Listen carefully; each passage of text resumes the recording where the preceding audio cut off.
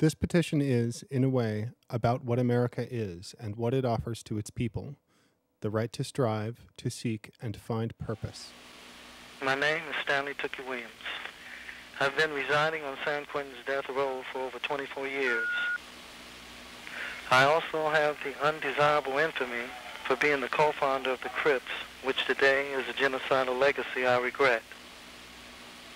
During his years in prison, Williams has undergone a great change. He has educated himself, he has rejected the violence of his past, and he has promised to work for the future.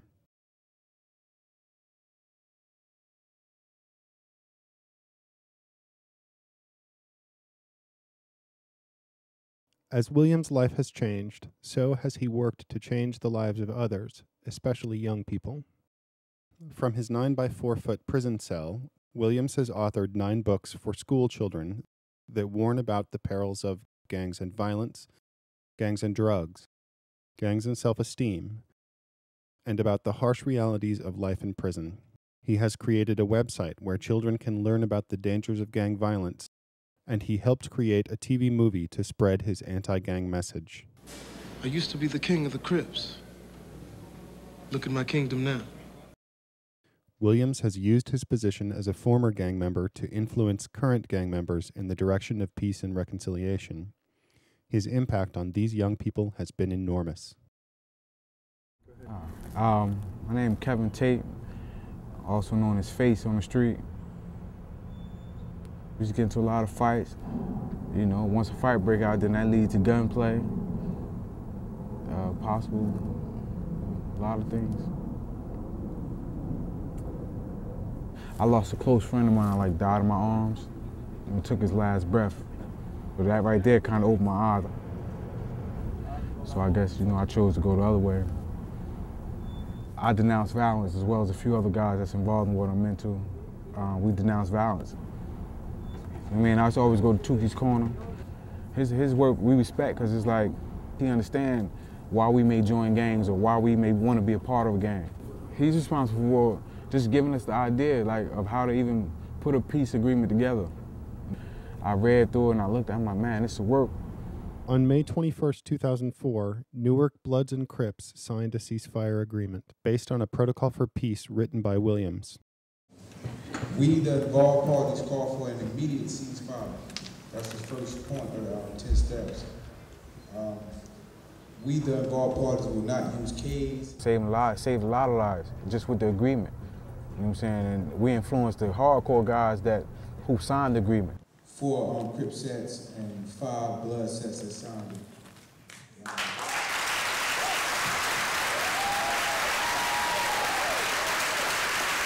Ceasefire agreement is really a bigger picture for us here. Then we got a bigger fight. I mean, once we got Tookie's protocol, it was like, we're gonna show them that we can do this and we're gonna abide by these 10 agreements that we got on here. Like, you know, this guy influenced us to say, put the guns down and pick a pen up. I mean, let's get some education. Let's do a few things different. Let's really save our community. I mean, but it was, like I said, it was a big influence for me. If he can do it, I can do it, you know what I mean? But only difference is that I don't have to spend all that time in jail. You know what I mean? I'm gonna learn from his mistakes. I'm gonna learn from, you know what I mean, things that he probably didn't do. I'm gonna learn from that, and then I'll take what he's doing now and incorporate that into my life. You know, I made some mistakes in my life, but, you know, I'm a changed man. The lives of thousands of children and adults have been changed by Williams' work towards peace and reconciliation. He really sincerely made a change and is trying to help us, and I think that I commend him for that. I know for sure it makes me want to stay out of San Quentin.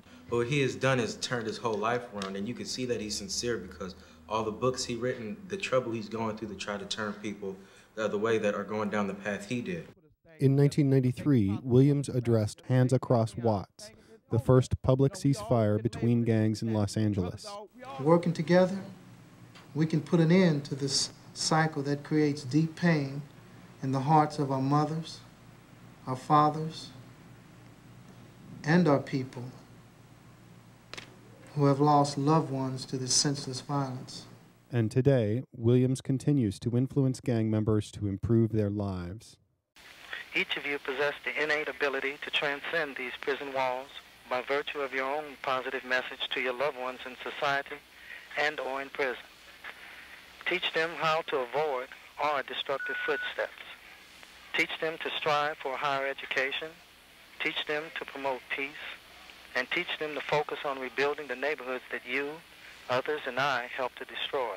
For me, the most compelling aspect was the fact that this man accepted responsibility for his role and what took place with this gang thing.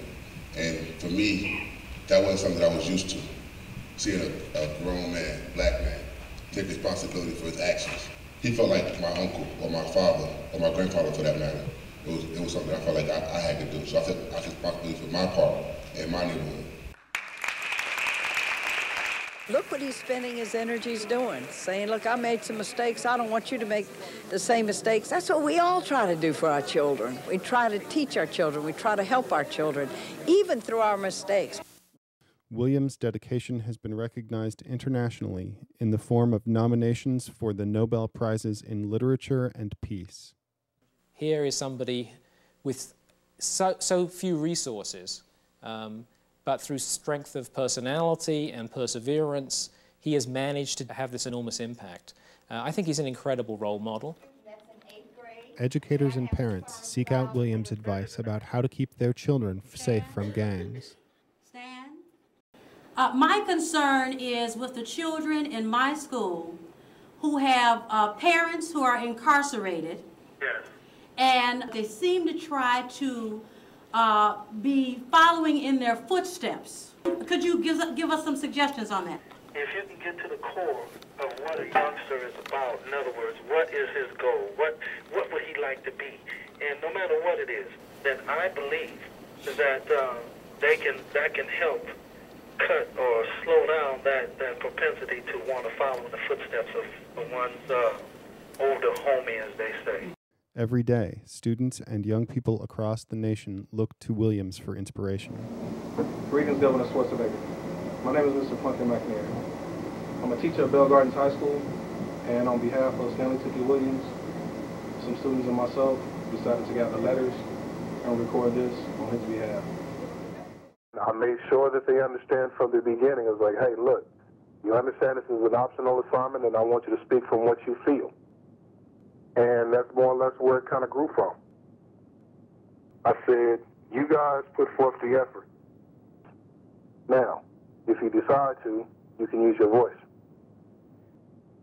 Some kids wrote letters, and some contributed to the video that's been made available on his behalf. Greetings to you, Governor Schwarzenegger. I am Joel Martinez. My name is Erica. My name is Raquel Morales. I'm Joshua Lewis. My name is Michael Noel. I'm a student at Bell Gardens High School. This is on behalf of Stanley Tookie Williams. Please grant him clemency. I do admit he has made mistakes in his adolescent life, but he has shown repentance, redemption, and turned his life around for a greater cause. He's dedicated his entire life to trying to prevent young men and women from following in his footsteps. To improve the well-being of teens and adults nationwide. He influenced children not to be followers, but to be leaders. He has written children's books, an autobiography, a movie, and has been nominated for a Nobel Peace Prize. I don't know where and what I'll be doing right now, but I'll probably be getting into big trouble at this moment, but I'm not. Thanks to Stanley Tookie Williams. Instead of continuing life as a part of the problem, he has dedicated the rest of his life to being a part of the solution. Why take that away? I know having the power of a man's life in your hands can be overwhelming, but think of the lives he has saved. I'm not justifying what he did. I'm just saying that if you can do something so bad, yet try the best you can, day in and day out to right that wrong, you should be granted a second chance. I'm asking you to free him. I'm just asking you to spare his life. What I'm asking is for you to let him live and not die in the midst of doing good. Please, Governor Schwarzenegger, give Tookie clemency and let him live to keep on doing good things that he has done. Thank you. I ask you please, Mr. Governor, grant him clemency and spare his life. Thank you. Thank you. You know, here's a guy, like I said, you know, he helping save lives here. Most times he didn't even know it, like, you know, he didn't save some lives here and didn't even know it. Here's a man writing children's books. You know, here's a guy who can, you know, change life around and, you know what I mean, and get nominated for the Literacy Nobel Peace Prize. You know what I mean? That's like, we looking at it like, man, I'm from the streets like he from the streets. You know what I mean? I'm from what he talking about. Like, we look at his history and we relate to that, and like, if I'm looking at it like, man, if he can do it, we can do it. And we can change too.